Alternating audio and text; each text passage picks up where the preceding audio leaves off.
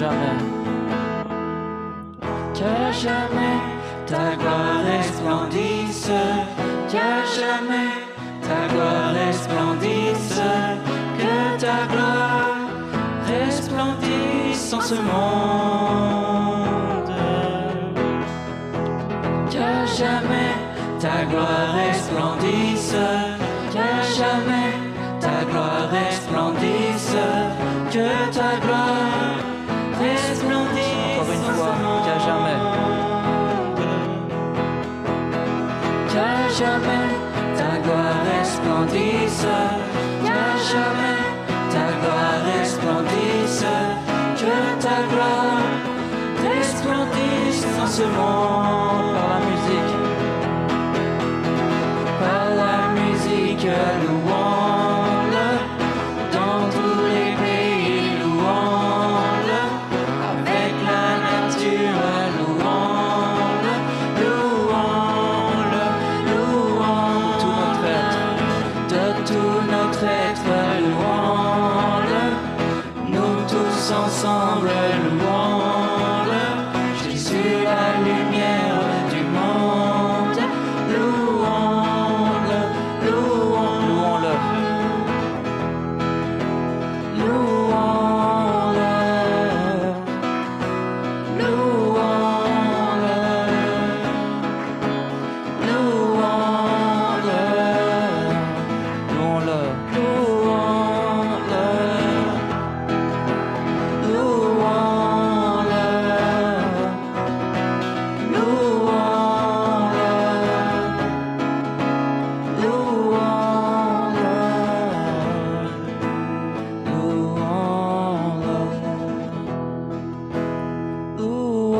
louons-le, louons-le, louons-le, louons-le,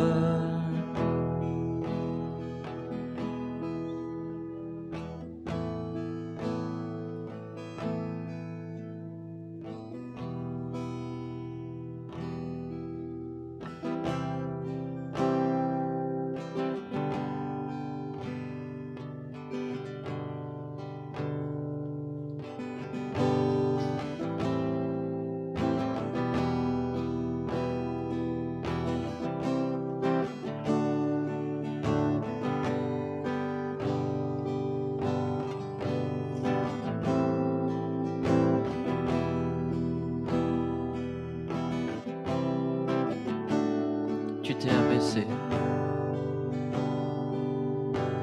tu t'es abaissé pour l'humanité.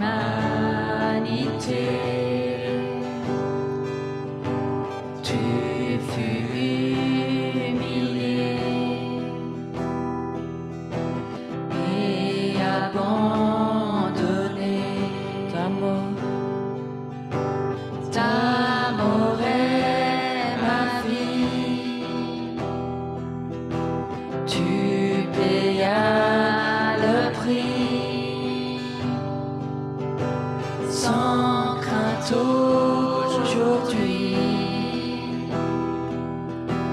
Mon âme s'écrie Alléluia.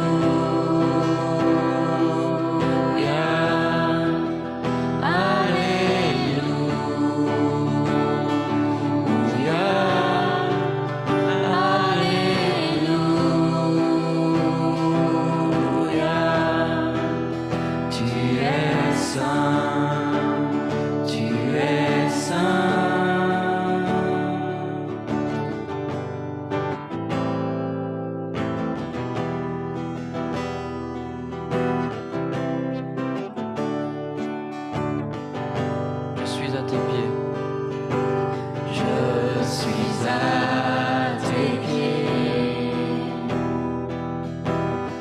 pour te remercier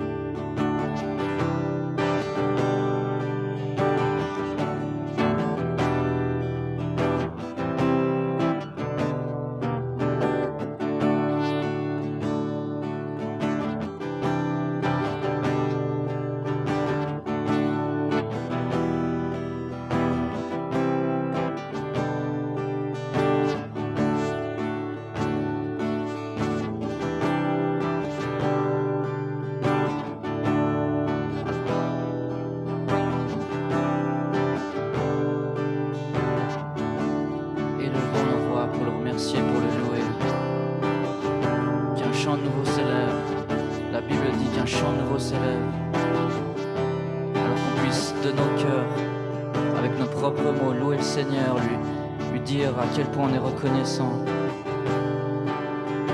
Oh, merci,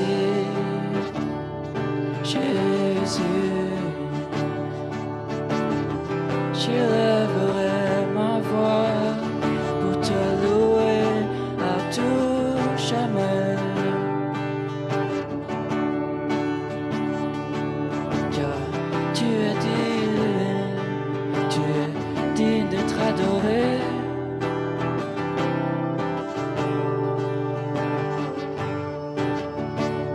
Tu nous as rachetés de toute langue, de toute nation, de tout peuple, pour te faire un peuple de prêtres. Nous venons devant toi pour t'adorer.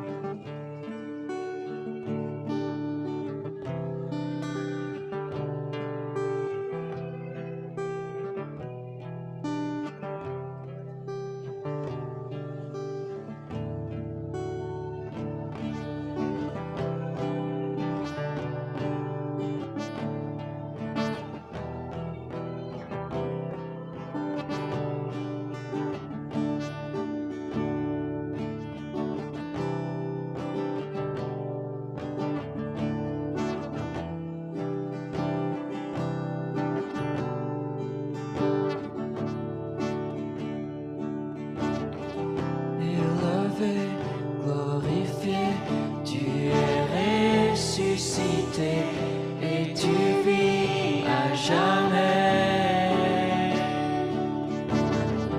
Élevé, glorifié, tu es ressuscité et tu vis à jamais.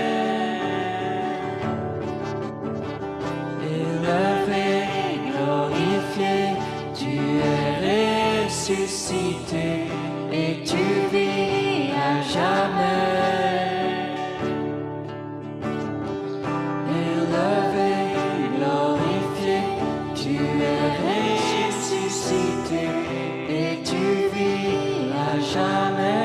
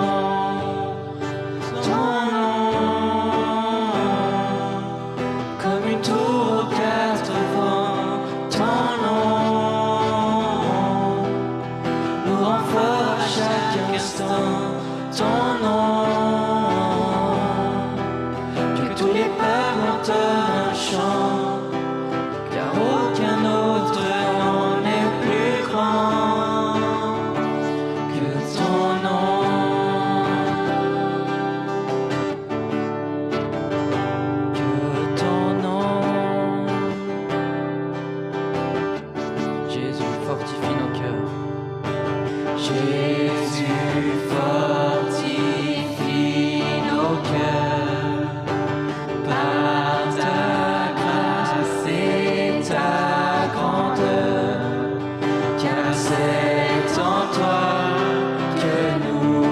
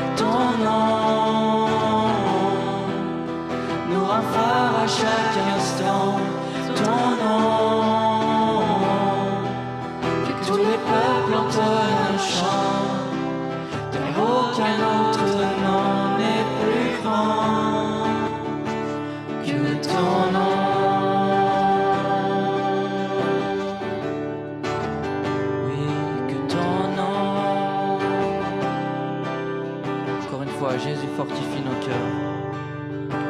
Jésus, fortifie nos cœurs. On a tellement besoin.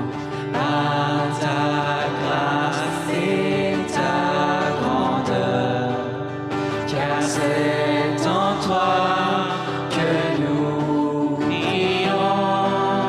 Viens glorifier ton nom,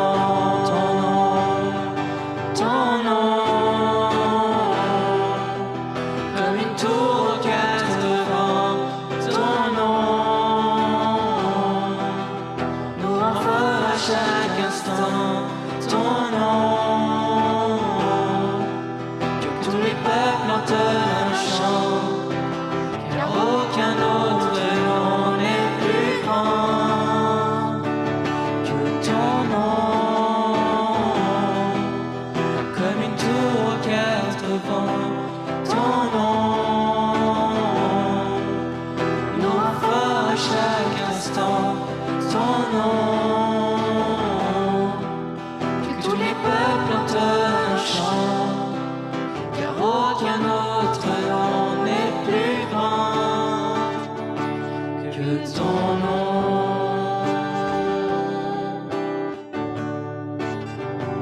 Que ton nom.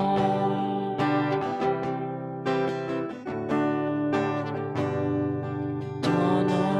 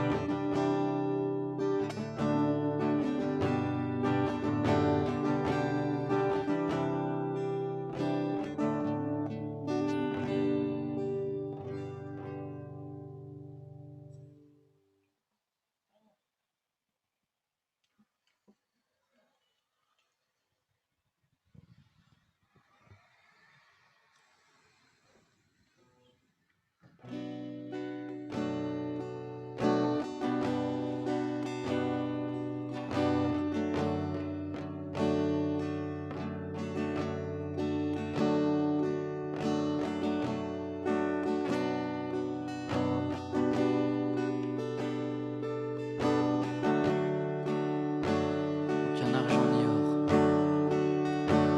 Aucun argent ni or, aucun autre trésor ne pourrait m'éloigner de ton cœur, Ni l'amour pour moi-même ou que d'autres me donneraient.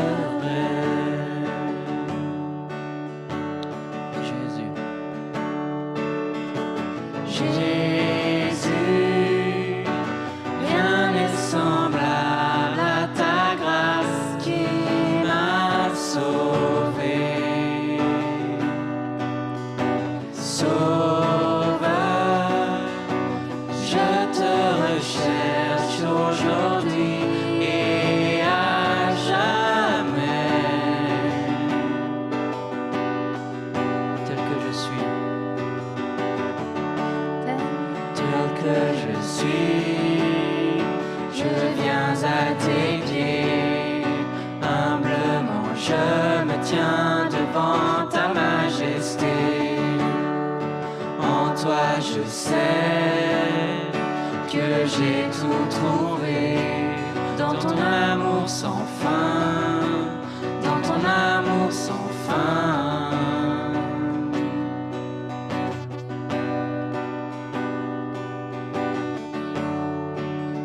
Délaissant mon orgueil.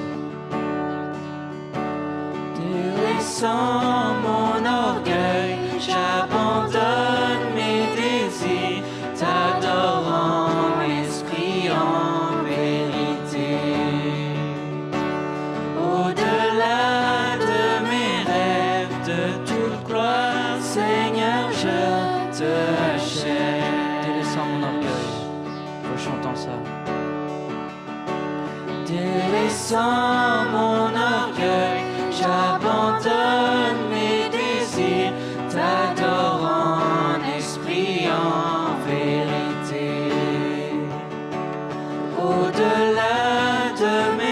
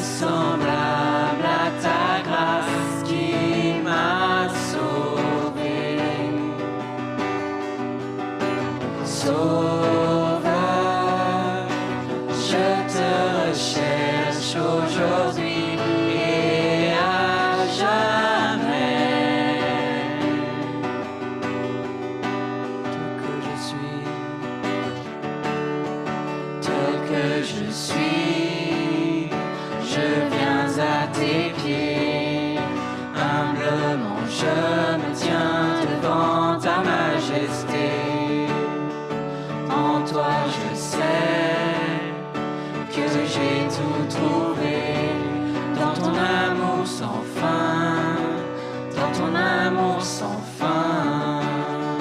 Tel que je suis, Je viens à tes pieds, humblement je me tiens devant ta majesté. En toi je sais que j'ai tout trouvé, dans ton amour sans fin, dans ton amour sans fin.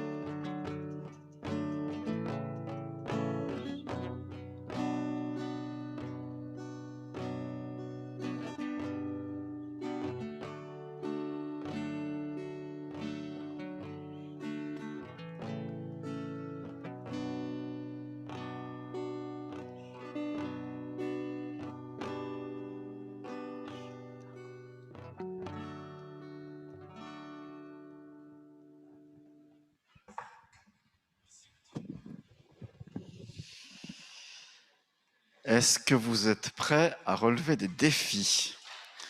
Alors, il faudrait peut-être poser la question après que le défi soit exposé. On va voir, mais vu qu'on est en Occident, il faut comprendre pour agir, en général. Voilà, mais j'invite Gilles qui va nous présenter un défi. Vous avez peut-être déjà vu ce qui vous a été distribué au début. Merci Gilles. Voilà, bonjour à tous.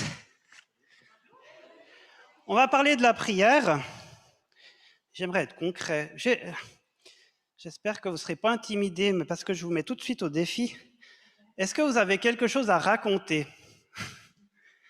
Quelque chose qui s'est passé, que vous aimeriez témoigner? Parce que quand on parle de la prière, c'est bien, mais quand on a des choses qui se sont passées, est-ce que quelqu'un veut raconter quelque chose avant que je vous lance le défi?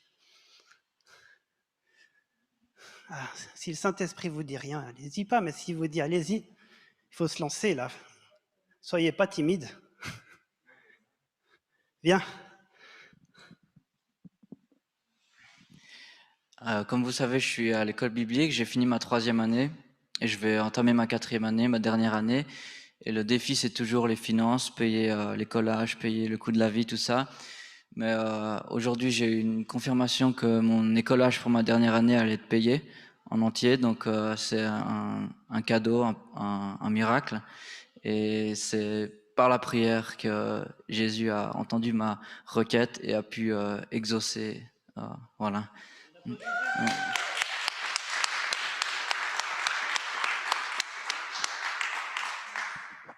Quelqu'un d'autre veut raconter quelque chose?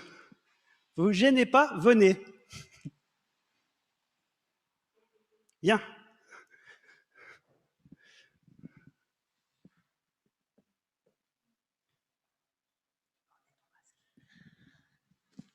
Alors, il n'y a pas longtemps, Anne Denis m'a parlé d'une certaine personne qui voulait venir à l'église, qu'elle était en chemin, puis que ce jour-là, c'était les baptêmes. Alors, je l'ai amenée là-bas, au Vengeron, et puis avec Gilles, et puis avec Anne Denis, on a pu prier pour elle. Et c'était incroyable, parce que Gilles, il recevait où elle avait mal. Anne, elle recevait ce que Dieu lui donnait. On était les trois ensemble et il y avait une unité dans l'esprit pour cette personne, Myriam. Voilà, j'ai dit son nom. Et puis, il faut prier pour elle parce qu'il y a des combats.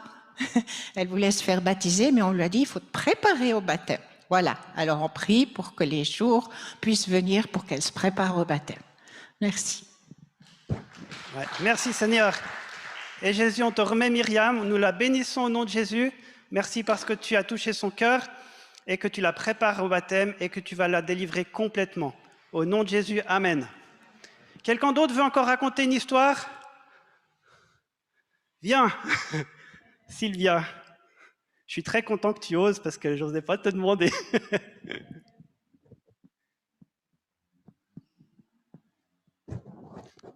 Bonjour, je m'appelle Sylvia, je viens de Moldavie. J'ai eu un accident, ça fait 1 année et demie en arrière et j'avais mal et j'ai pris un avocat par rapport à l'avocat Bayer pour ça. Et lui, il m'a conseillé de prier avec Gilles et Michel. Donc, on a prié un mercredi et lundi, ils sont venus chez moi parce que j'avais tellement mal le jambe que je pouvais pas trop marcher. Et on a prié ensemble. Déjà, il y a un déséquilibre entre mes 2 pieds. Et c'était lundi, cette semaine-là. Et quand ils sont partis à la maison, je sentis encore que mon pied gauche, il grandit encore. On dirait qu'il se tire. C'était extraordinaire. J'ai fait même les photos. Et après, j'ai eu rendez-vous avec mes docteurs. Ils m'ont demandé la douleur parce que c'était à 9, 10. Et moi, je dis que c'est à 5, 4. Et les docteurs, ils ont dit, c'est vraiment extraordinaire. Peut-être on doit arrêter là. Je dis non, quand même, j'aimerais bien que vous vous occupiez de moi. Mais la douleur, elle a vraiment rebaissé. J'étais très, très, très content. Et je remercie vraiment Michel et Gilles qui sont venus et ils ont prié avec moi. Et j'espère qu'encore un petit peu, si on prie, si on essaie de prier toujours dans la prière, donc que je vais vraiment me guérir et je ne veux pas rester malade. Parce que je vais éviter l'opération chirurgie et tout ça, je veux les éviter. Donc Jésus, il va me guérir. Amen. Alors, reste ici, reste ici. Je vous propose qu'on prie en tant qu'Église pour bénir Sylvia et pour qu'elle soit à 100% guérie. Parce que nous, on est juste le lit du fleuve, et c'est le fleuve qui arrive, c'est Jésus qui guérit. On est là pour l'accompagner dans la guérison que Jésus veut lui donner. Est-ce que... voilà, on va prier. Est-ce qu'une personne veut aussi prier avec... Laurent, tu viendrais? Et tu poses ta main sur elle et on va prier. Tous ensemble, vous pouvez mettre vos mains dans les tentes vers Sylvia. Jésus, merci parce que tu guéris. Jésus, merci parce que tu es le divin médecin et que rien n'est impossible à toi. C'est toi qui touches Sylvia maintenant. Nous prions, Seigneur, pour qu'elle devienne une personne complètement restaurée, guérie, de la tête aux pieds. Au nom de Jésus, nous bénissons son corps, son âme, son esprit. Seigneur, merci de la restaurer complètement. Seigneur, toute douleur parte au nom de Jésus. Le ligament se reforme. Le pied fissuré se ressoude. Merci pour la cheville que tu restaures complètement. Merci pour tous les traumatismes intérieurs que tu guéris.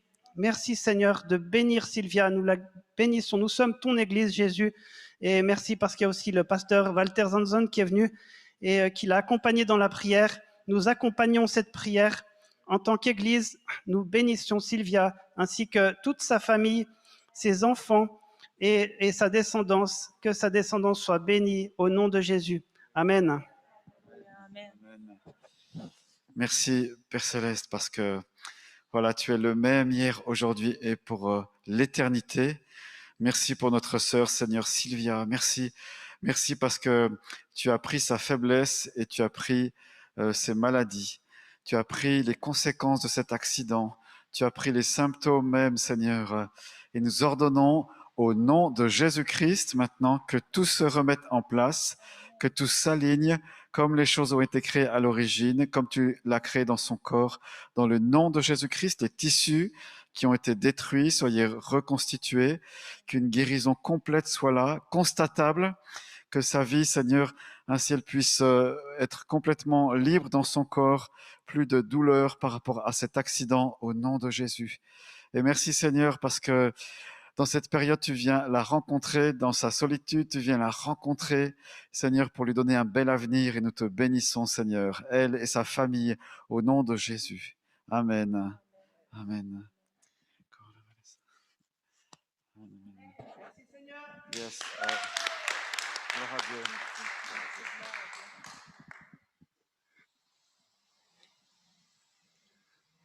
Est-ce que quelqu'un d'autre a quelque chose à raconter en témoignage? Alors, vous avez reçu une petite carte sur laquelle je vous inviterai à mettre votre propre nom, adresse, téléphone, mail. Ce n'est pas pour vous, ce n'est pas pour notre casier, hein, parce que vous n'êtes pas fiché, à part qu'il faut quand même retenir les noms à cause du Covid, mais bon, ça, ce n'est pas important. Pour la prière, vous savez que Jésus, quand il allait dans une ville, il a envoyé ses disciples 2 par 2 pour devancer son travail. Et c'est ce que je vais vous inviter à faire, 2 par 2. Mais avant ça, j'aimerais faire une petite comparaison. Si je vous dis que tous les matins, je fais 100 pompes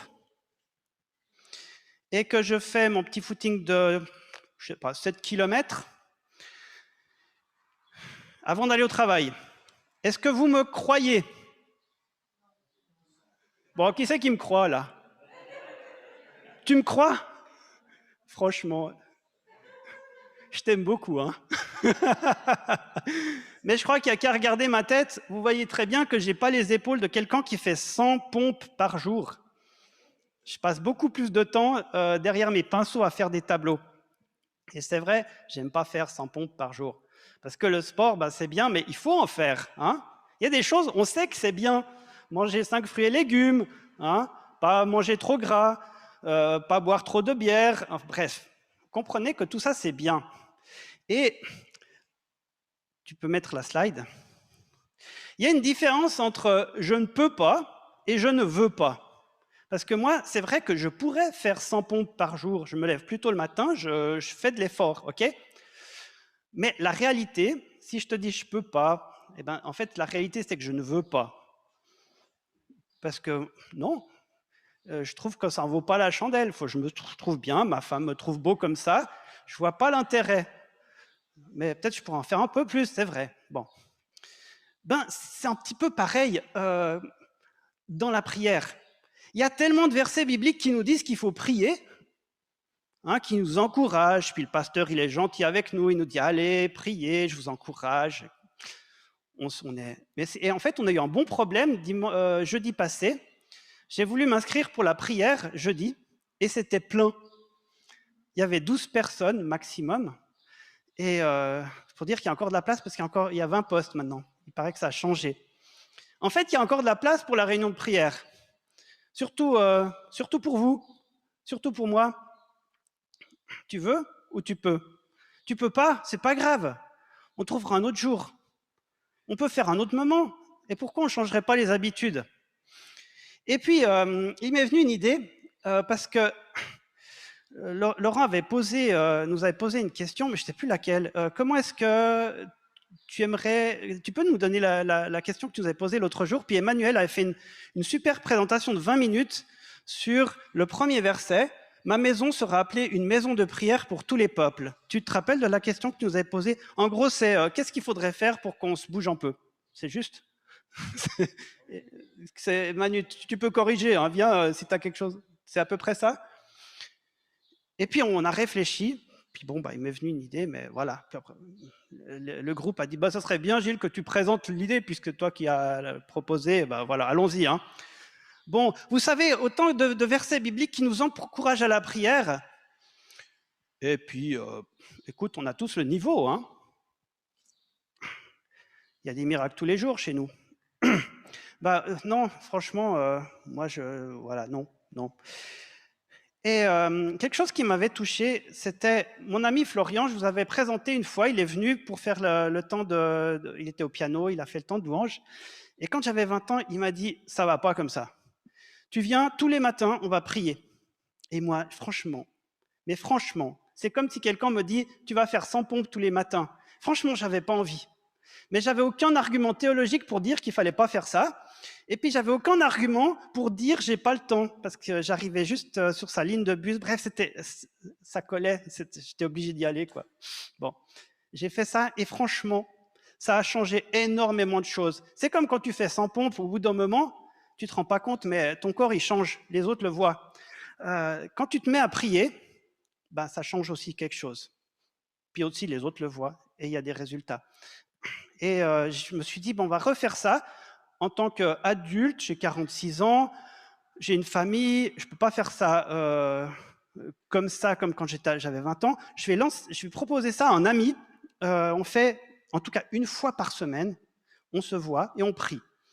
Alors, soit on se voit en vrai, alors là, ce qu'on fait, c'est qu'on va se promener, on se raconte notre vie, et puis après, on prie en marchant, et on rentre.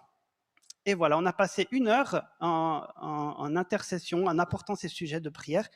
Puis on fait ça une fois par semaine, ça marche, c'est super. Et de temps à autre, alors une fois c'est lui qui m'encourage, parce que je suis un petit peu fatigué, et puis l'autre fois c'est moi qui l'encourage, qui le tire en avant. Puis vous savez, quand on va faire un jogging de prière, j'irai pas tout seul, hein.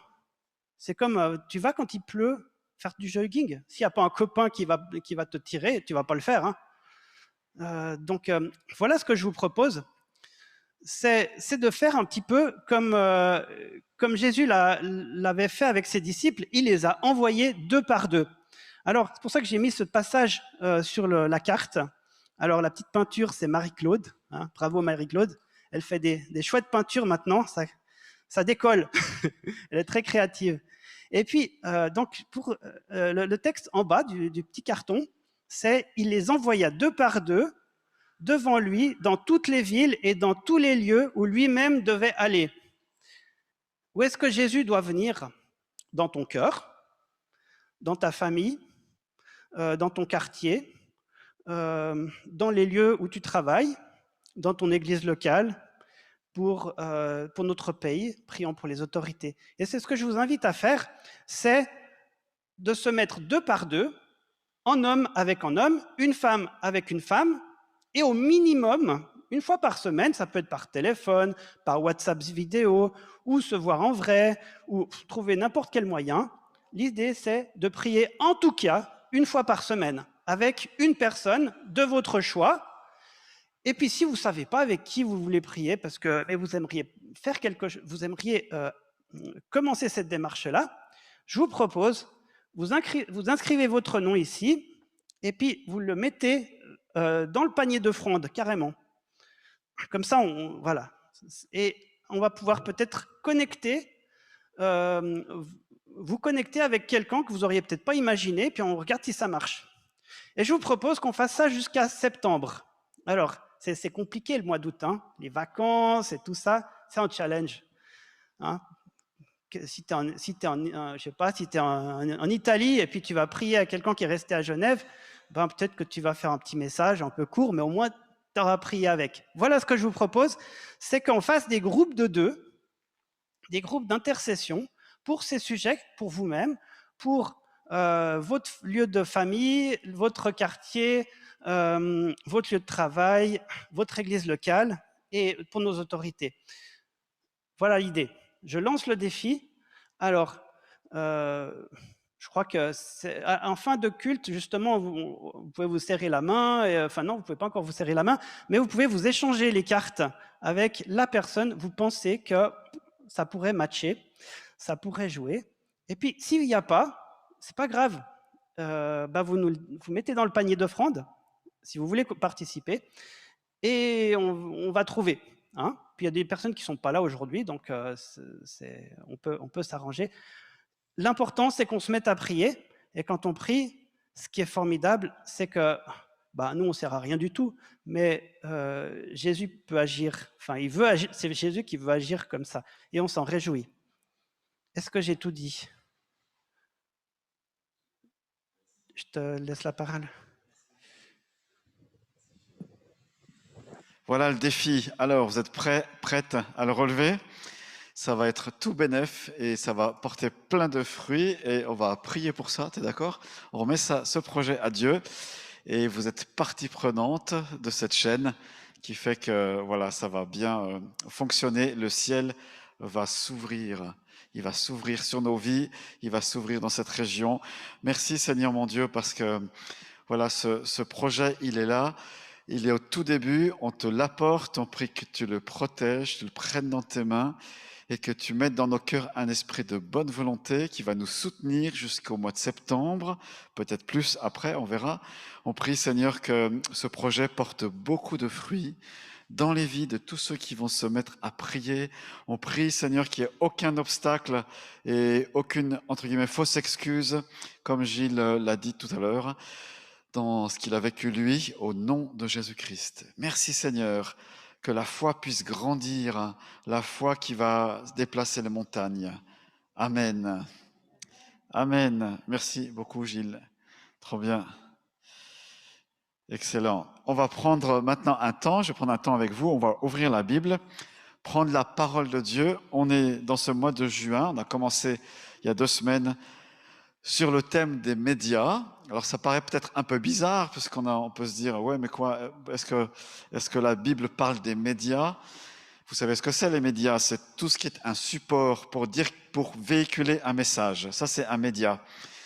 Que ce soit la presse écrite, que ce soit la radio, ça c'est les médias dits classiques. Mais après, il y a tous les médias, ces nouveaux médias qu'on a aujourd'hui. Ça va des réseaux sociaux où tout le monde peut s'exprimer et communiquer quelque chose. Ça va du coup de gueule à l'émotion, à une pensée réfléchie, peu importe.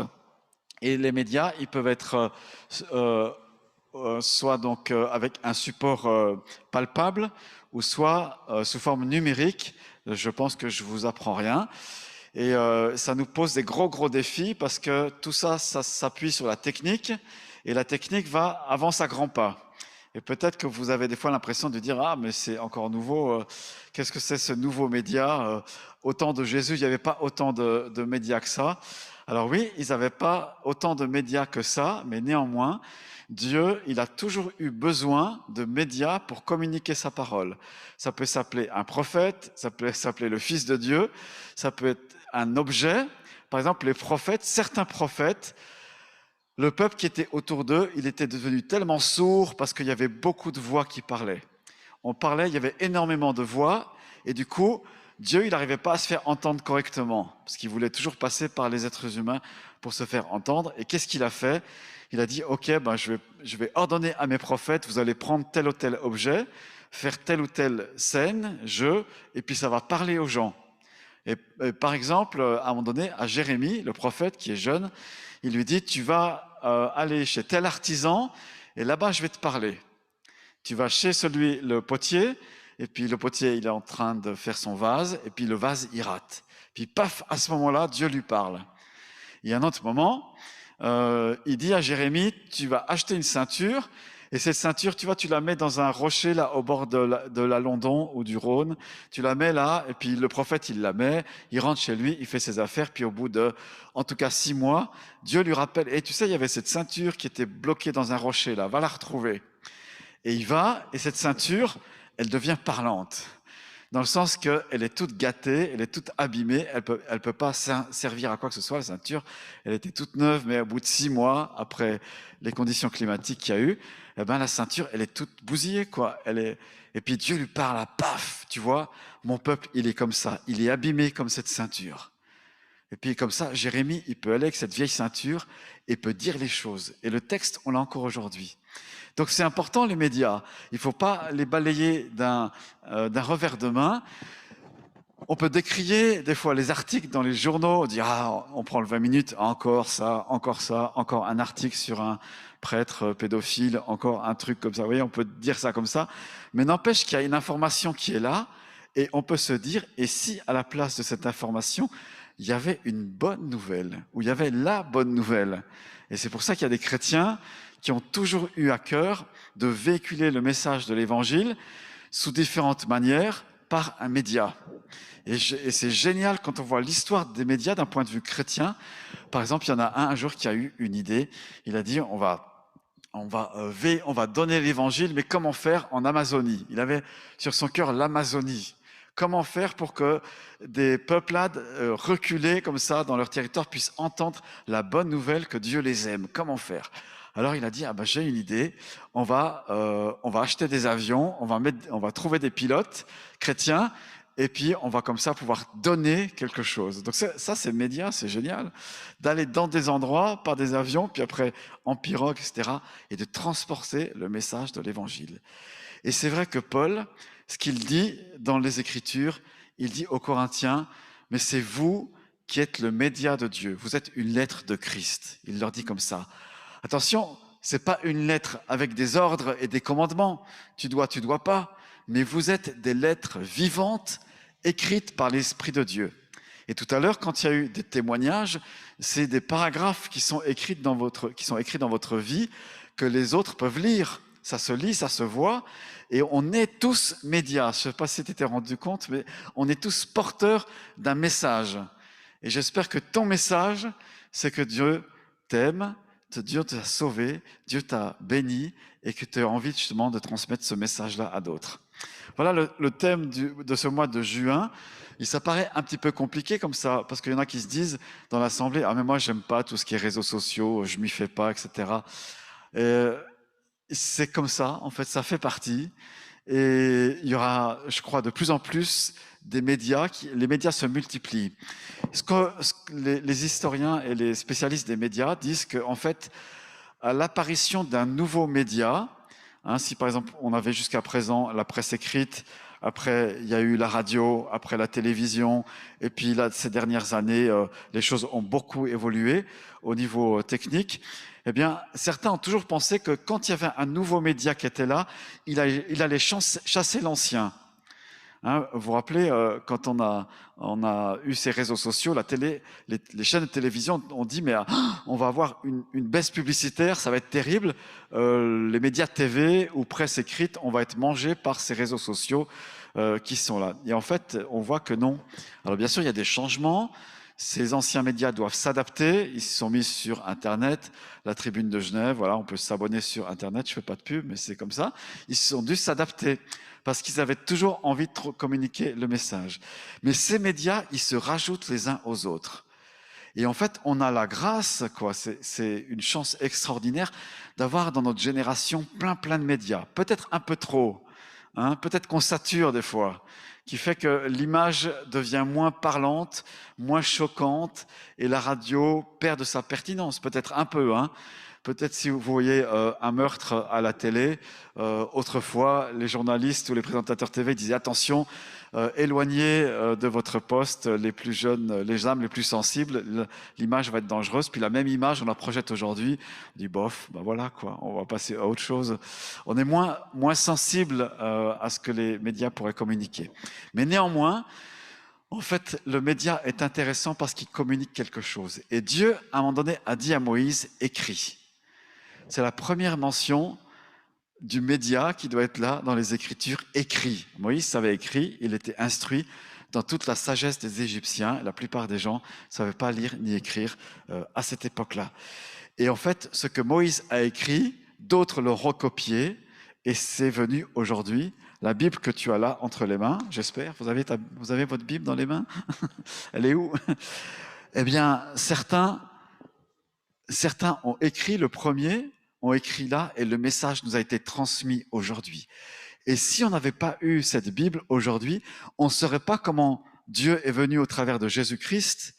Et les trois évangélistes de l'époque, Matthieu, Marc et Luc, eh bien, ont retranscrit ce que Jésus a dit. Jésus n'a pas écrit lui-même l'évangile, mais ils ont retranscrit ce qui s'est passé, ce que Jésus a fait, et on l'a de nos jours. Et Dieu a veillé sur cette parole pendant 1500 ans à peu près, 1500 ans, eh bien, elle a été copiée. C'était très cher de recopier la Bible. Il fallait des années et des années pour, à la main, retranscrire les Écritures. Et puis après, Dieu a dit, maintenant, il faut que tout le monde ait sa Bible. Et comment il a fait? Il a suscité la machine à imprimer. Rappelez-vous les cours à l'école, Gutenberg, qui a fabriqué la machine à reproduire rapidement des textes. Et le premier texte qu'il a écrit, c'est la Bible. Le premier livre qui a été imprimé à plusieurs exemplaires, c'était la Bible. Ça coûtait encore très cher, mais des exemplaires existent aujourd'hui, puis des répliques de cette première, entre guillemets, imprimante existent encore aujourd'hui. Et ça s'est propagé, et puis des gens ont dit, ah ben attends, le livre de la Bible qu'on aime beaucoup, qu'on a entendu les histoires, vu qu'il est de moins en moins cher, on va se cotiser, on en achète une, et puis petit à petit, c'est devenu, dans beaucoup d'écoles, c'est devenu le livre de lecture. Les maîtresses, les maîtres, ils ont pris la Bible pour la lire aux enfants et pour apprendre à lire aux élèves. Donc il n'y avait qu'un livre, c'est génial ça. Hein. C'était voilà le livre le plus diffusé aujourd'hui. Et dimanche prochain, il y aura la mission Wycliffe qui nous parlera de leur travail, qui est chargé de la traduction de la Bible. Alors comme vous le savez peut-être, la Bible, elle a été écrite en hébreu, un petit peu en araméen, c'est un peu un dialecte de l'hébreu, et puis principalement en grec. Alors pourquoi en grec? Parce que Jésus lui, je ne sais pas s'il parlait grec, on n'est pas sûr, mais c'est pas sûr du tout. Mais la langue grecque, dans toute cette région-là, c'est notre anglais d'aujourd'hui. Il y a eu des hégémonies, des empires dans toute l'histoire, vous le savez, rappelez-vous les cours histoire géo à l'école. Il y a eu l'empire perse, il y a eu l'empire babylonien, il y a eu l'empire de Rome, etc. Puis d'autres, après, dans nos siècles récents, ont voulu recréer des empires, bref. Mais un empire, c'est une culture. Et une culture, a besoin de médias pour véhiculer cette culture. Et ce qui est génial, c'est que dans toute l'histoire de l'humanité, Dieu, il a toujours utilisé un média que les hommes avaient à disposition pour transmettre son message. L'humanité a écrit sur des tessons de poterie, a fait des dessins, a fait des écritures, l'écriture cunéiforme, vous savez, qui était écrite en forme de clous, comme ça, c'était pour véhiculer aussi la parole de Dieu. Et on a véhiculé tout ça, et le message de la bonne nouvelle, Dieu a toujours utilisé des médias pour les transporter. Imaginez que demain, il y a la RTS qui frappe à votre porte, qui vous dit, voilà, on a entendu que vous avez découvert ou une révélation de Jésus-Christ et on aimerait vous interviewer pour que vous donniez votre témoignage chrétien. Eh bien, vous allez dire oui, j'espère. Hein. Vous allez dire oui, pourquoi?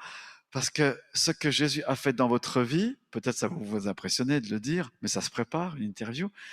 Eh bien, imaginez que vous allez dire ça à un micro, mais que ce micro va véhiculer votre message, non seulement à ceux qui vont l'écouter en direct, peut-être à, je sais pas, 3000 personnes en Romandie, à 8h25 demain matin, qui entendent votre témoignage, comme ça, 3000, et puis après, comme il y a les replays aujourd'hui, on peut écouter ça en podcast, etc. Les 3000, ça devient 10 000, et puis, vous savez, Dieu, il est capable de prendre un média, puis de le faire transporter quasi instantanément en Chine ou ailleurs, et votre témoignage parcourt le monde.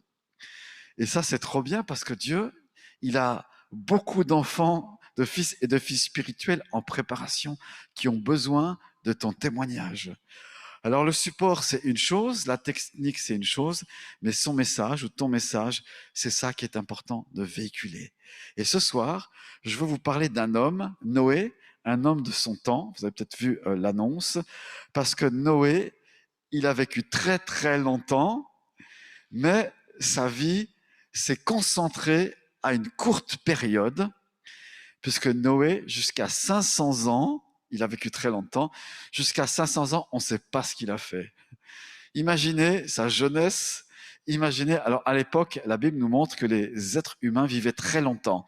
C'était avant la corruption du péché. Puis à un moment donné, Dieu, il a dit, non mais ces êtres humains qui font le mal, ils vivent trop longtemps, on va mettre une limite, et jusqu'à 120 ans à peu près. Donc notre maximum qu'on peut viser, c'est 120 ans d'après la limite que Dieu a mis. Si vous voulez vivre jusqu'à 120 ans, vous avez 60 ans peut-être, ben vous avez encore le double à vivre. Trop bien, hein? Donc, vous verrez.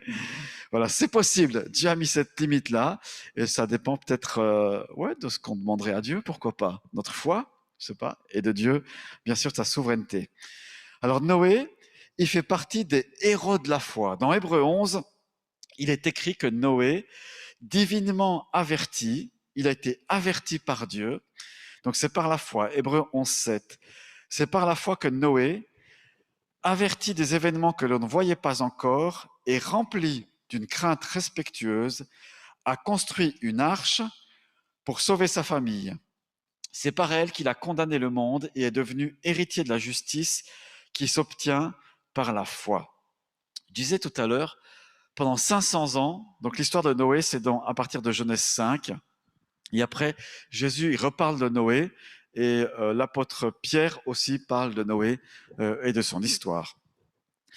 Donc, si vous voulez relire tout ça, je vais vous prendre quelques versets. Donc, Hébreux 11, 7 nous dit que Noé, il a été divinement averti. Il a été averti des choses qu'on ne voyait pas encore.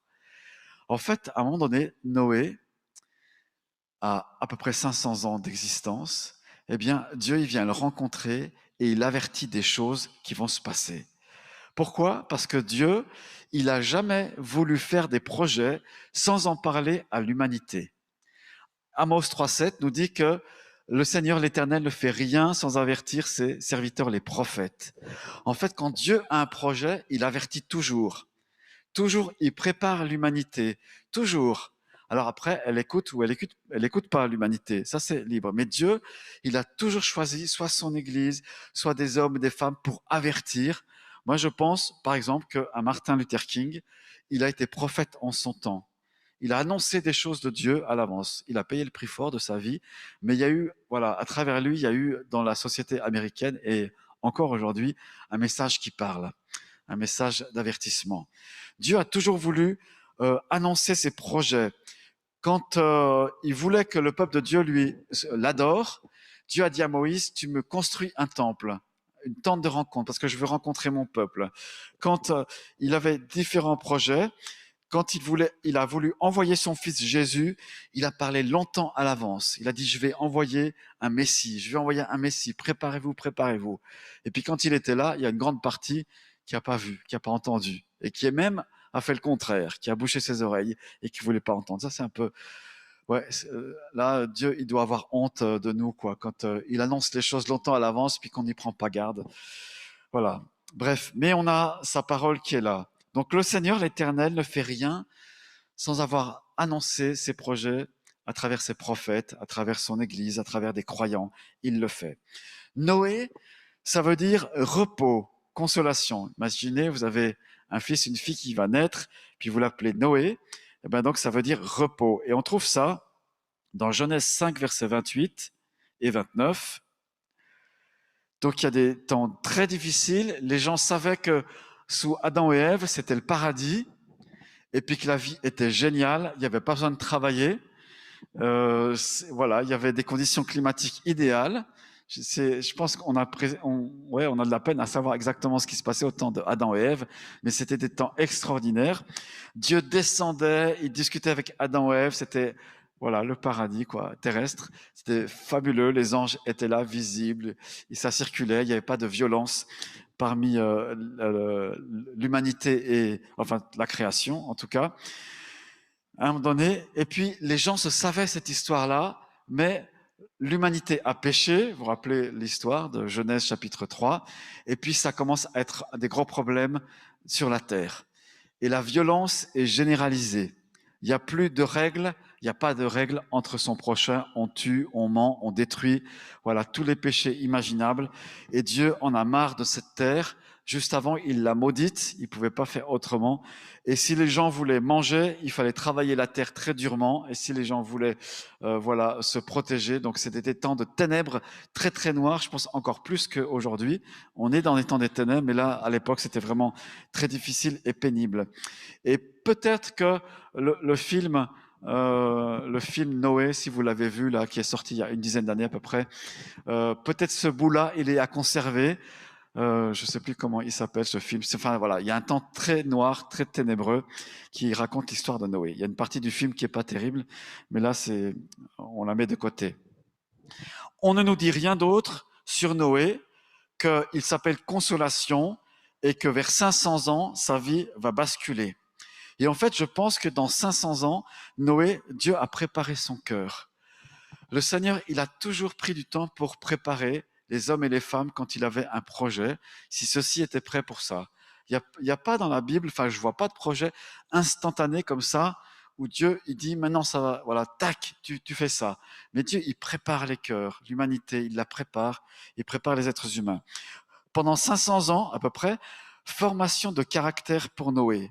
Pourquoi je dis ça? Parce qu'on voit un Noé qui alors qu'il n'y a pas de loi biblique, il n'y a pas la Bible qui existe, eh bien son cœur, il marche. Noé marche avec Dieu. Il marche dans le respect de Dieu. Il aime sa famille, il aime certainement ses semblables, mais il aime par-dessus tout son Dieu. Et c'est un peu le seul qui est comme ça. C'est un peu le seul. Des fois, peut-être à votre travail, vous êtes le seul qui est chrétien, qui est croyant, qui a affirmé sa foi. Vous avez peut-être un peu le sentiment que Noé avait. L'apôtre Pierre, 1 Pierre 2, verset 5. 1 Pierre 2, verset 5.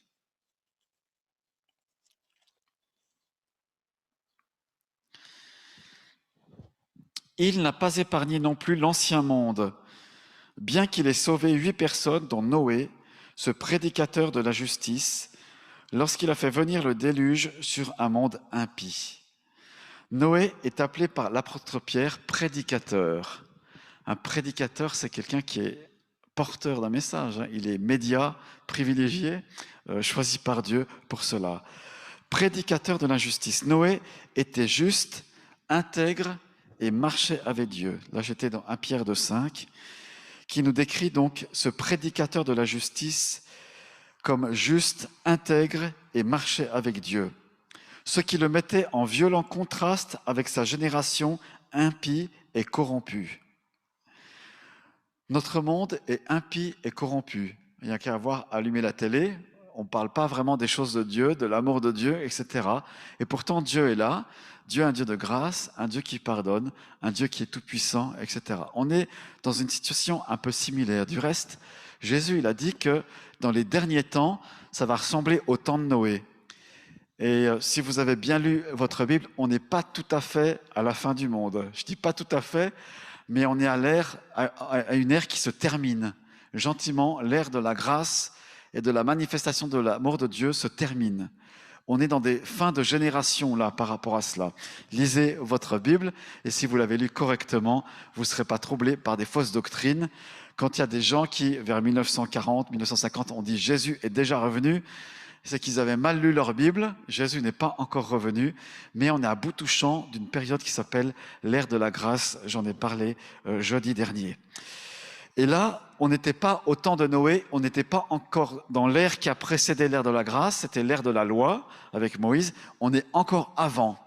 Et c'est une ère qu'on appelle l'ère de la conscience du mal. Et l'homme qui subit et qui fait le mal, alors qu'avant c'était l'ère de l'innocence avec Adam et Ève, tout est bien, tout était parfait, avant que la rébellion vienne dans le cœur de l'être humain. Donc vous voyez, en quelques mots, j'ai dressé toute l'humanité, toute l'histoire de l'humanité comme la Bible nous le présente. Donc nous sommes dans l'ère de la grâce. Avant, il y a eu l'ère de la loi avec les 10 commandements et Moïse, et puis juste avant, il y a cette période-là entre la destruction du temps de Noé, de cette génération-là. Donc un temps de ténèbres. Mais dans ces ténèbres, il y a un homme qui est juste, qui est intègre et qui marche avec Dieu. Alors ce que je veux vous dire ce soir, c'est soyons des Noé. Et si vous voulez, soyons des Noé, justes, intègres et qui marchent avec Dieu. On sera de toute façon en contraste avec notre génération. On veut aimer et on aime tous les êtres humains, mais on sera moralement en contraste. On sera moralement en conflit avec des nouvelles lois qui vont encore être votées et qui tourmentent nos âmes, où on se dit mais comment ça se fait qu'on permette des avortements si tard? Voilà, on sera de toute façon en contraste, sauf si l'Évangile parvient à sauver toute la Suisse. Sauf là, à ce moment-là, on peut espérer un Parlement qui revient en arrière par rapport aux lois de vie, pour mettre la vie, pour favoriser la vie. Je ne sais pas si vous êtes d'accord avec moi, peut-être pas, mais voilà. Mais c'est possible. C'est possible. Des nations ont pu être changées par la bonne nouvelle. Donc, prédicateur de la justice, c'est notre Noé. Et vous voyez là, si j'avais le pouvoir d'allumer un hologramme, on verrait Noé qui devient visible et on pourrait l'interviewer. Alors Noé, c'était comment à ton époque? Et peut-être que les premières choses qu'il dirait ou qu'il ne pourrait pas dire, c'est qu'il serait en train de pleurer. Parce que son époque, elle était terrible et elle était difficile. Mais Noé a compris une chose, c'est que Dieu lui a donné une famille. Il avait 3 fils, il y a les noms dans la Bible, Sem, Cam et Japheth. Et puis ces 3 fils se sont mariés. Donc une famille de 8 personnes avec son épouse, Madame Noé, tout ça. Et ils sont 8. Et puis je reviens à l'histoire de Noé. Dans Hébreux 11:7, il nous est dit que c'était un homme de foi. Dieu lui a parlé. Et tu vois, la foi, c'est quand Dieu y parle. Tu ne peux pas avoir la foi si Dieu n'a pas parlé. Tu ne peux pas avoir la foi parce qu'humainement, on n'a pas la foi si Dieu ne parle pas. La foi vient de ce qu'on entend. Et qu'est-ce qu'a dit Christ? Par exemple, si tu es dans un besoin financier, Manu nous a témoigné ça tout à l'heure, il y a un besoin financier, eh ben, il a vu que Christ lui avait parlé, où il est dit, je pourvoirai à tous tes besoins. Et sur cette parole, je pense que c'est un peu comme ça que ça a dû se passer, tu as dû mettre ta confiance en Dieu en lui disant, dis donc Dieu, tu as dit que tu pourvoirais à mes besoins, et mes besoins pour l'année prochaine, c'est qu'il y ait une provision pour que le paiement décollage.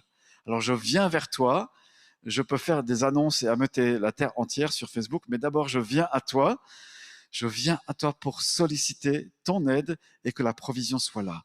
Et la foi, elle dit, alors que Dieu t'a parlé dans ton cœur, qu'il y a une promesse qui résonne dans ton cœur, la foi, elle dit, oui, c'est juste. Et quand tu as la foi, moi je peux venir à toi et te dire tout plein de doutes, mais quand tu as la foi, tu sais que l'autre, voilà, il n'a pas la foi. Vous voyez ce que je veux dire? Si vous me demandez de prier, on a prié tout à l'heure pour une guérison complète, si vous me demandez de prier pour la guérison, je devrais pouvoir te demander, mais est-ce que tu as la foi pour que tu sois guéri? Et si tu me dis, on verra, ça dépend de la volonté de Dieu, voilà, ça je sais que tu n'as pas la foi. Parce que quelqu'un qui a confiance en Dieu et qui a travaillé sa foi, il va dire simplement, oui, je crois. Oui, je crois. Je m'approche de Jésus. Je m'approche pas de toi, hein. Je m'approche de Jésus. Jésus est celui qui guérit. Et ça, c'est une foi. Peut-être qu'elle est toute petite, la foi, hein, mais ça suffit pour rencontrer la puissance divine. Toi qui es justement chrétien, peut-être depuis de longue date.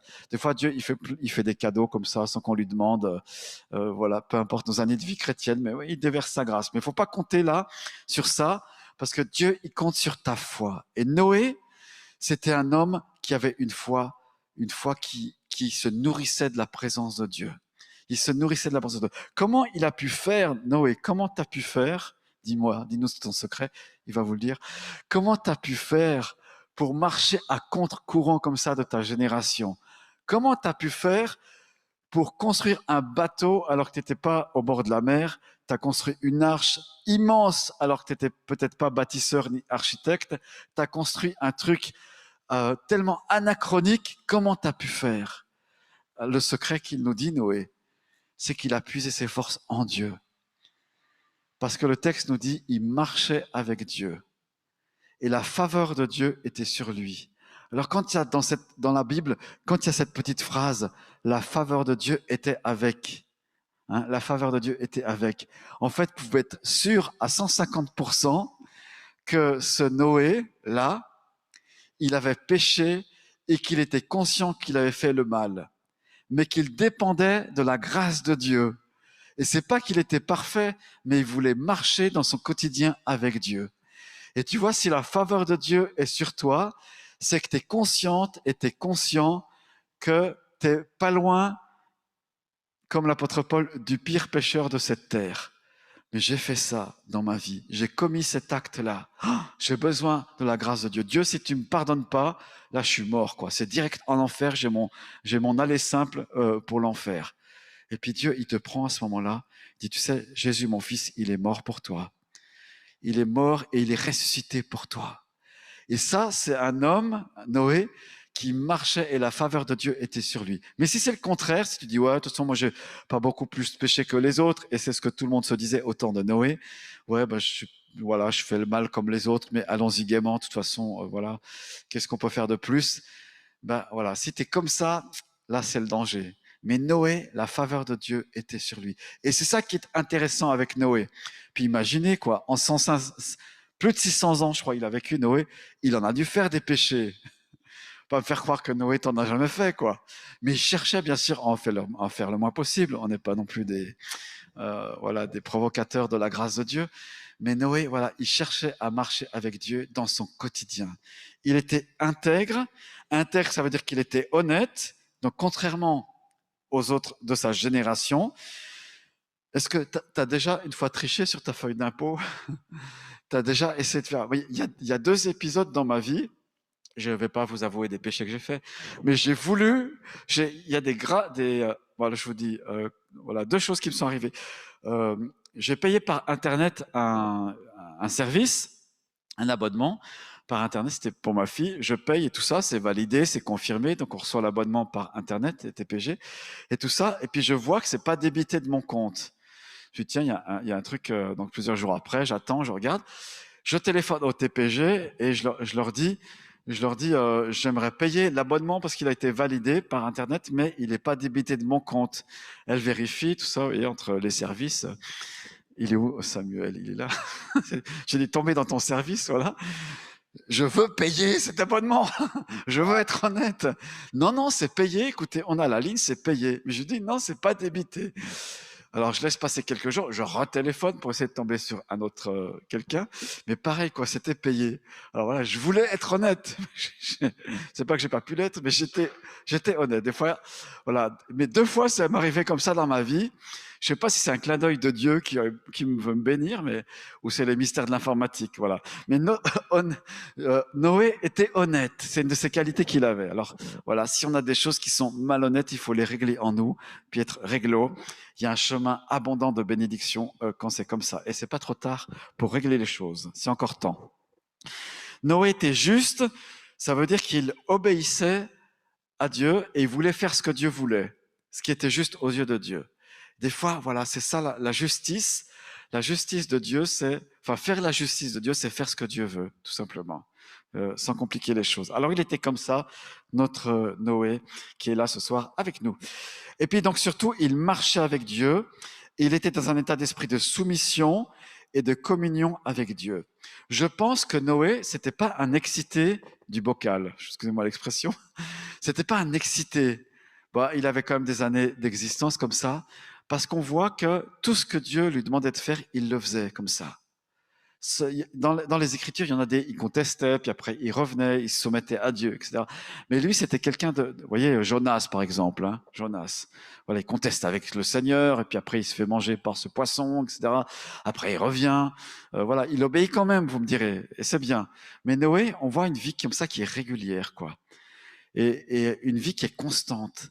Et ça, c'est vraiment important pour Dieu, parce que la foi, ça veut dire être fidèle.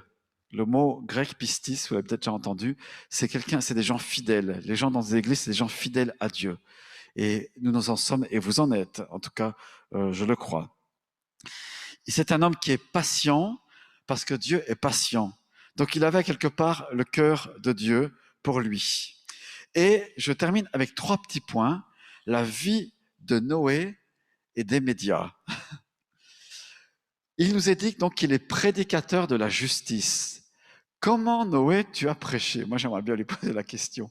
Comment tu as prêché à tes contemporains? Comment tu as pu le faire? Alors, il l'a fait premièrement, et ça nous concerne, premièrement par sa vie qui était pure. Et dans Philippiens, il nous est dit qu'on est des flambeaux dans ce monde. Dans ce monde, on est des flambeaux. Tu vois, tu vas dehors, là, tu brilles. Si tu as Christ en toi, tu rayonnes, tu brilles comme ça, par ta vie qui est pure. Faut pas se mélanger avec l'impureté. On va pas faire des beuveries samedi soir en boîte de nuit et tout. Tu peux aller en boîte de nuit si tu veux, mais pour évangéliser et seulement conduit par Dieu. Donc voilà. Après, faut parler fort et puis il faut peut-être attendre la sortie, j'en sais rien. Voilà. Et donc, premièrement, il prêchait par sa vie. Et tu vois, en tant que chrétien, tu prêches par ta vie. Pas les paroles, hein, d'abord, mais par ta vie, parce que tu es. Tu prêches par ta vie, et il avait une vie qui était pure. Il aimait sa femme, certainement. Il aimait ses enfants, ses fils et ses filles. Et puis voilà, Dieu a sauvé toute cette famille. Première prédication, donc, par sa vie qui était pure. Seigneur, tu peux dire ce soir et demain, Seigneur, cette semaine, je veux me garder, je vais être pur cette semaine. Tu peux m'aider à rester pur. Dans ce monde, il y a beaucoup de tentations, voilà, où j'ai des faiblesses. Donne ça au Seigneur. Avec ton duo, ton binôme, là, dès cette semaine, tu peux dire à ton binôme avec qui tu as marqué sur la carte, là, ah ouais, là, j'ai besoin d'aide, quoi. Seigneur, fortifie-moi dans la tentation, parce que c'est la prière qui fortifie. Donc, première chose, il prêche par sa vie de famille. Et peut-être ses voisins, ils devaient dire, dis donc, Noé, tu couches pas avec d'autres femmes? Regarde toutes les femmes qui veulent coucher avec toi. Il dit, non, je me garde pour ma femme, et ma femme aussi, on se garde. Waouh, quel témoignage ce Noé. Il est dingue, il est fou, il jouit pas des plaisirs de la vie, tout ça. Non, voilà, non, je me garde, je suis heureux avec ma femme, ça se passe bien. Deuxième sujet de prédication, il a certainement, le texte biblique ne le dit pas, mais il a certainement prêché, comme je fais là, à ses compatriotes. Il avait peut-être une église, hein. L'église n'a pas été seulement inventée à la Pentecôte, il y a l'église de l'Ancien Testament. Il a dû faire des réunions, voilà, peut-être il y a des gens qui venaient, peut-être pas, mais il a dû prêcher la justice de Dieu. Il a dû leur dire, vous savez, vous faites ça, mais Dieu que je connais, il nous encourage à marcher comme ça. Et vous allez voir, si vous marchez avec lui, il va vous montrer son amour, il va vous pardonner, il va vous guider. Voilà, prédication. Moi, je suppose qu'il a certainement prêché par sa parole, comme ça. Alors, peut-être c'est faux ce que je dis, on verra un jour, on lui demandera. Et puis, troisième chose, vous me voyez venir, hein. Troisième prédication, il construit un bateau. Dans ce monde de folie où il était, il y avait tellement de voix. Lui, qu'est-ce qu'il fait? Dieu lui dit, hein, tu construis un bateau, voilà, tu le fais telle taille, 15 mètres de haut, je crois que c'est 15 mètres, 25 de large à peu près, et puis la longueur, plusieurs stades de foot. Voilà, un gros bateau, quoi. Mais tu as le temps, t'en fais pas, Noé, tu as le temps. Je t'ai averti, mais tu as plusieurs dizaines ou cinquantaines d'années devant toi pour construire ce bateau. Je crois qu'il a mis 100 ans à peu près, de 500 à 600 ans, ouais, c'est ça. Il a plu à 600 ans, le déluge. Donc voilà, 500 ans. Donc on est en 2021. En 2121, il y a le déluge. Tu peux construire ton bateau, tu as à peu près 100 ans, quoi, pour le faire. Génial, hein? Mais il s'est mis tout de suite à la tâche. Il n'a pas traîné, ok. Dieu lui dit, tu prends tel bois, tel matériel, et dans la région de Babylonie où il était, il y a beaucoup de ce bois-là qui était plus ou moins étanche. Tu vas t'en occuper, ça sera le bon bois pour faire des navires. Donc par son arche, par son bateau, c'est une prédication en soi. Quand Noé a fini de construire son arche, Dieu lui dit, je vais envoyer, tu rentres dans l'arche maintenant, donc tu n'es plus le bâtisseur, tu vas être le pilote de ce bateau, enfin on ne pouvait pas le piloter, tu rentres avec ta famille, c'est le moment, tu rentres, tu emménages dans ce bateau. Il y avait 3 étages dans ce bateau, et je fais faire venir les animaux purs et impurs dans ce bateau-là, dans cette période-là. Alors, on ne sait pas exactement combien il y a eu d'animaux qui sont venus. Ils sont venus par couple, ils se sont reproduits pendant, en tout cas, à peu près 6 mois. Ça a duré un petit peu moins de 6 mois qu'ils sont restés sur ce navire à flotter, comme ça. Et ce bateau, donc, il y a eu 6 jours, 6 ou 7 jours à peu près, 6 jours où Noé est rentré dans l'arche. Et je pense qu'il a dû cesser de dire à ses voisins, à ses gens, c'est le moment, venez, il va pleuvoir. Dieu m'a montré qu'il y a un déluge qui va venir. Entrez, il y a de la place. Entrez, il y a de la place. Entrez, il y a de la place. Waouh! Imaginez hein, le truc, quoi. Quel temps de terreur ça a dû être. Mais pendant ces 6 jours-là, ces gens, ses voisins, ses amis, ses peut-être cousins et autres, ils avaient le temps de rentrer dans l'arche. Et ils n'ont pas voulu. Personne n'a fait le premier pas, hormis la famille de Noé, pour venir. Personne. Tristesse, hein, prédication dans le désert. Avant que ce soit l'océan, sur toute la terre. Alors, la question que je veux poser, je crois que Dieu nous pose, quelle arche tu construis? Est-ce que ta vie prêche pour Jésus, une vie pure, une vie sainte?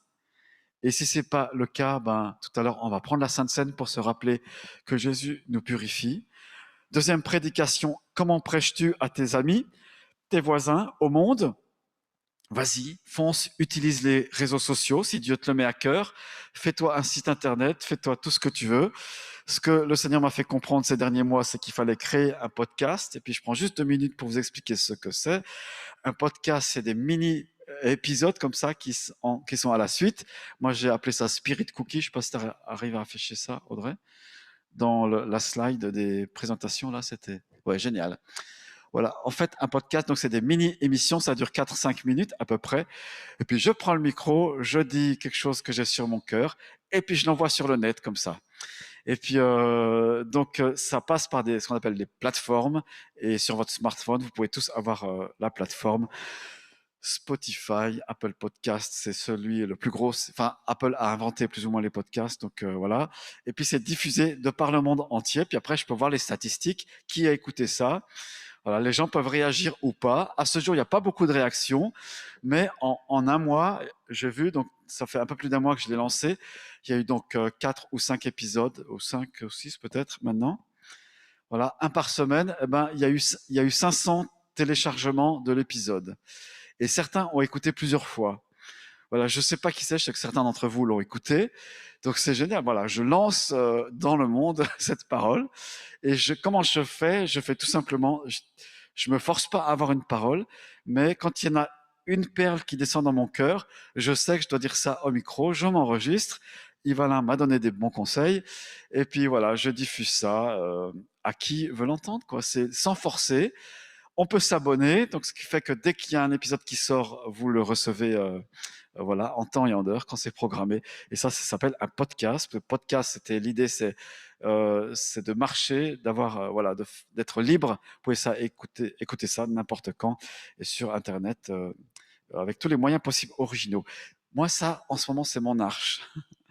C'est mon arche. Peut-être que Noé, il a tagué des trucs sur son arche. Il a peint en blanc encore. C'est encore ouvert. Entrez. Allez-y et vous serez sauvés. Je ne sais pas. Pourquoi pas? Je me plais parce qu'on n'a que quelques versets de la vie de Noé seulement. Alors l'interpellation, c'est ça. Est-ce que ta vie pure est un témoignage? Si c'est pas le cas, voilà, tourne-toi vers Jésus-Christ. Lui va te purifier. Ta vie va témoigner. Quel est ton message? Quelle est ta prédication aujourd'hui? Voilà, mets de côté les excuses, fais ce que Dieu te montre. C'est génial cette carte avec les mains qui sont jointes, là qu'on a reçue, c'est Média. Merci Marie-Claude et merci Gilles. Voilà, ça va nous porter vers ce projet qui est là. Quelle construction dois-tu faire au nom du Seigneur Jésus? Alors à ce moment-là, sois saisi d'une crainte respectueuse de Dieu. Fais simplement ce que Dieu va te montrer. Laisse-toi guider par le Seigneur. Il a quelque chose d'unique et peut-être ta vie, ça sera ton message. Peut-être ta vie, c'est ton message tout entier. Ta vie tout entière va être ton message, comme les prophètes. Peut-être il faut créer une école, une deuxième. Peut-être qu'il faut créer quelque chose qui n'existe pas encore. Il y a à peu près 25 ans,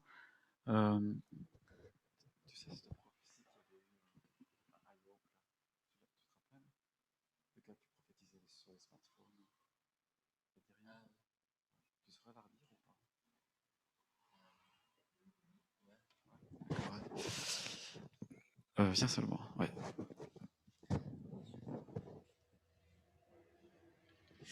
Là où je suis à l'école biblique, ils appellent ça une maison de prière. Donc il y a une salle où ils font de la prière et de la louange 24 heures sur 24, 7 jours sur 7. Et il y a 25 ans, il y a un homme de Dieu qui s'est levé, qui a prophétisé. Il a eu, je crois, un rêve. Et dans ce rêve, il a vu ce qu'il a décrit comme des sets de télévision débranchés. Et il a prophétisé qu'en Chine, ils allaient pouvoir suivre cette maison de prière, donc là où il y a mon école, où il y a cette louange, cette intercession 24 heures sur 24.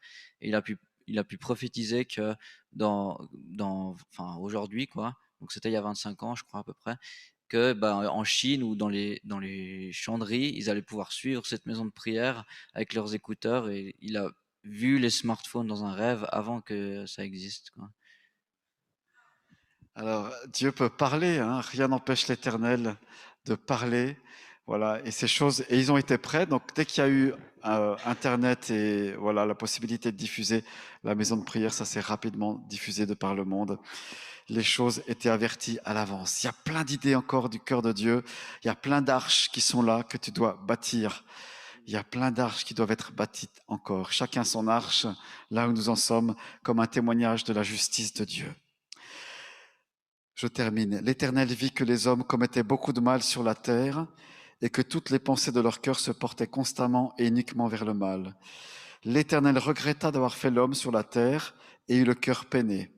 L'Éternel dit, j'exterminerai de la surface de la terre l'homme que j'ai créé, depuis l'homme jusqu'au bétail, aux reptiles et aux oiseaux, car je regrette de les avoir faits. Cependant, Noé trouva grâce aux yeux de l'Éternel. Et tu peux mettre ton prénom. Voici l'histoire de Noé. C'était un homme juste et intègre dans sa génération, un homme qui marchait avec Dieu, etc., etc.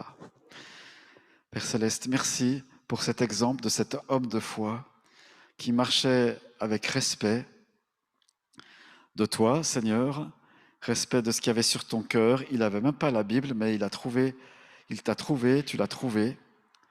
Seigneur, fais grandir en nous cette crainte respectueuse pour observer, pour obéir à tes projets dans notre génération. Seigneur, j'aime bien ce mot « cependant ». Cependant, Noé trouva grâce aux yeux de l'Éternel. Et bien que nous puissions trouver grâce à tes yeux, fais germer tes projets qui vont être porteurs de la croix, porteurs de l'Évangile, de la vie avec toi, au nom de Jésus-Christ. Amen. Amen. Il y a une personne ce soir sur son cœur qui a posé la question, je crois, ces 3 derniers jours, qui a dit à Dieu, Dieu, qu'est-ce que tu veux de moi?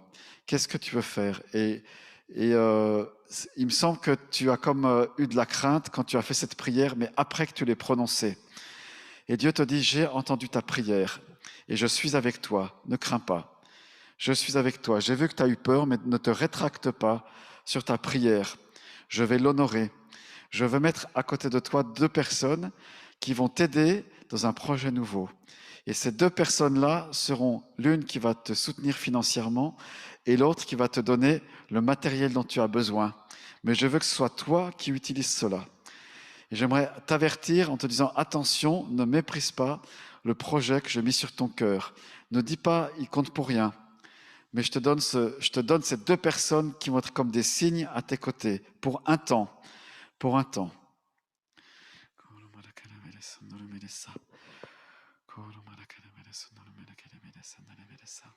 Merci Jésus. Merci Jésus.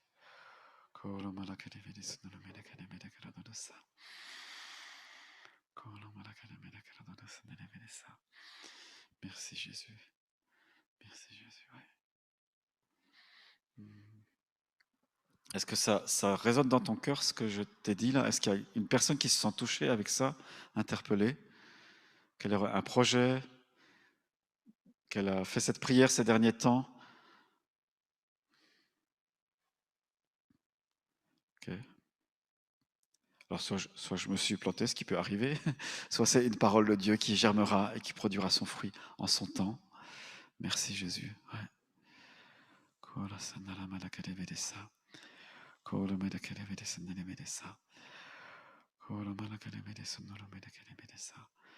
Merci Seigneur, merci Jésus. Qui ce soir se sent comme un Noé? Un Noé qui se dit, mais moi je suis tellement en contre-courant de ce monde, mais je veux servir Dieu, je veux marcher avec Dieu.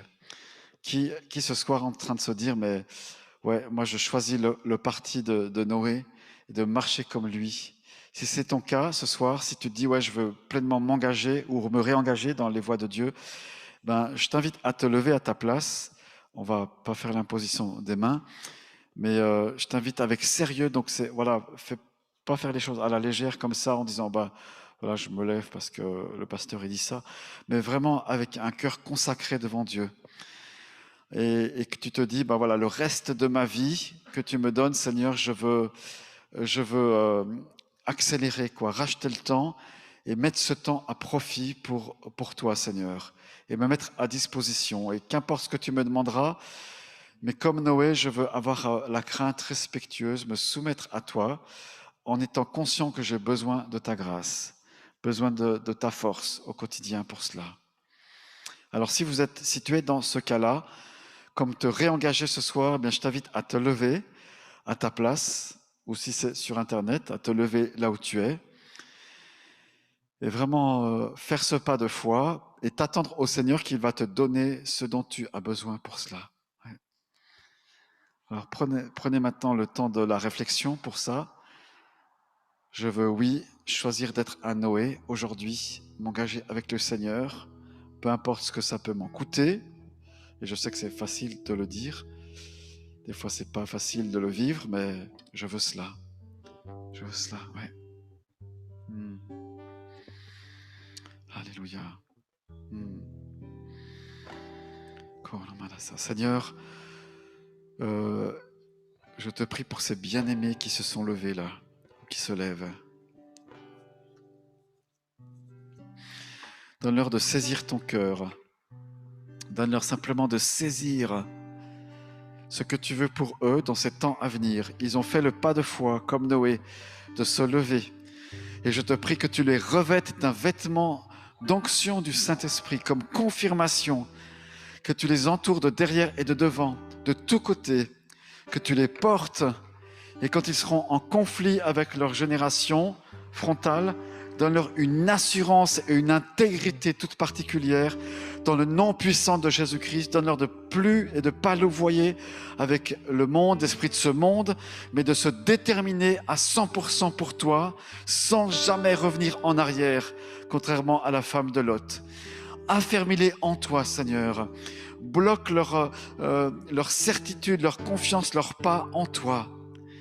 Et fais d'eux ces hommes et ces femmes de toi qui pourront un jour être au ciel, écrit dans Hébreux 11. Fortifie-les puissamment, rends-les inébranlables, même s'ils se prennent des coups un jour.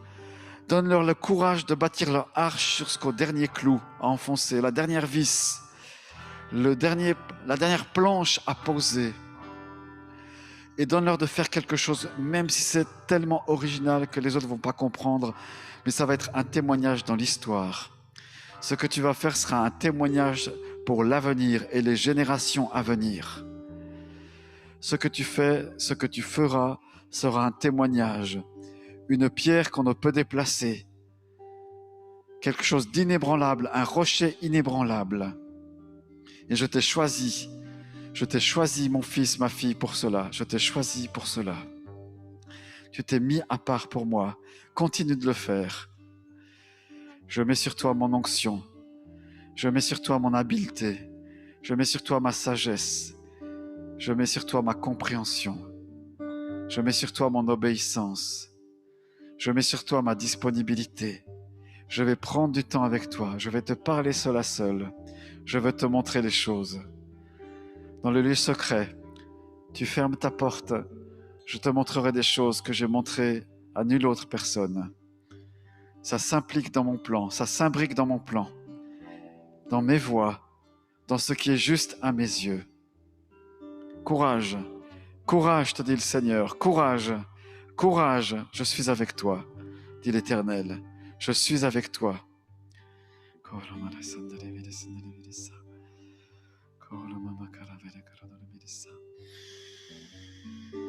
Seigneur, j'ai devant moi des Samsons, mais Samson a été corruptible, mais rends-les incorruptibles. Rends-les audacieuses et audacieux. Jésus, Jésus. C'est le temps de Dieu.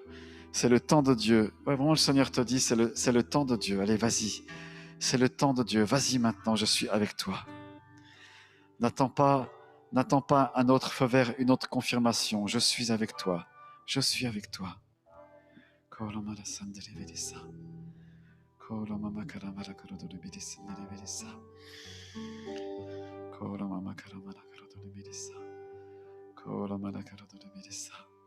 Merci Jésus. Tu vas reconnaître les autres personnes autour de toi et je vais te donner le don de discernement des fardeaux. Quand tu vas t'approcher des personnes que j'aimerais bénir, tu verras, tu vas avoir des noms, tu vas avoir des postures, des attitudes des personnes qui vont te montrer le problème fondamental, principal de leur vie. Et ça sera le moyen par lequel je te montrerai que je veux les délivrer. Je veux les délivrer, je veux leur enlever ce problème-là. Certaines personnes vont te dire non, mais la plupart vont te dire oui. Et je confirmerai par mon onction et ma révélation ce dont tu seras porteur. Porteur de révélations, les révélations des problèmes d'autrui. Cherche la sagesse avant toute chose. Recherche la sagesse. Recherche-la plus que ton salaire à la fin du mois. Recherche la sagesse plus que les trésors de ce monde. La sagesse qui va te conduire, la sagesse qui va t'inspirer. Ma sagesse, mon trésor, ma sagesse.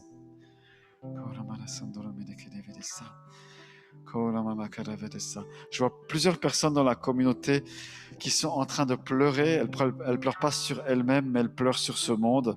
Elles pleurent sur ce qui se passe, elles pleurent sur ce qu'elles voient, sur ce qu'elles constatent. Elles pleurent parce que aussi elles ont les mains vides et elles ne savent pas quoi donner à ces personnes qui souffrent, qu'elles voient souffrir. Alors ça les fait souffrir en même temps.